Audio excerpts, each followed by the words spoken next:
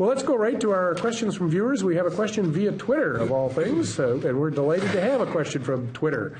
Where is Twitter? What town? Never mind. This viewer wants to know, what about the Sunday liquor sales? What's going on there? What's likely to happen in this session? Let's start with our veteran legislator, because my guess is this has been discussed once or twice in the past. I'm beginning my 10th term, 19th year, and I don't remember one year that it hasn't been talked about.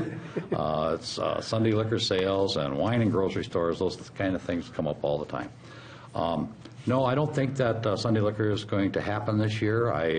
Talking to a number of different legislators, I thought there might have been a possibility when we first started, but some of the new legislators that I've talked to, I thought maybe they were on board with that, but I don't see it happening. I think with some of the union folks, the Minnesota Teamsters, I think, are against it. The beer haulers are not in favor of Sunday liquor.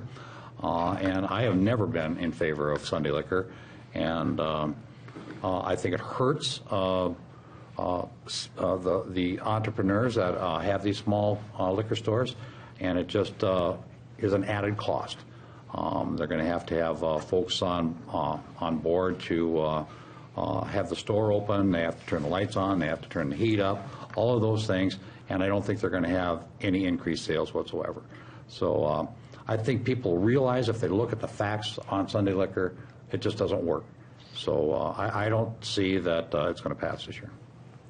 Senator? Well, my analysis is somewhat the same as Tom's. There's no question about it that the closer you get to a border, the more support there is. So we'll talk to Ben here in a minute. But yeah, I think the more rural you get, the farther away you get from the border, the less real support there is for it.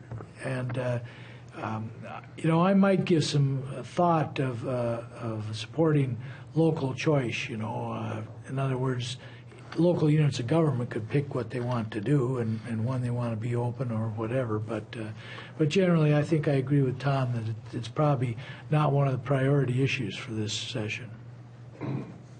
Representative Lean, you have one of those border towns. What do you think? I do. I am one of, as some of my colleagues remind me, one of the 20 or so that did vote for it in the last session.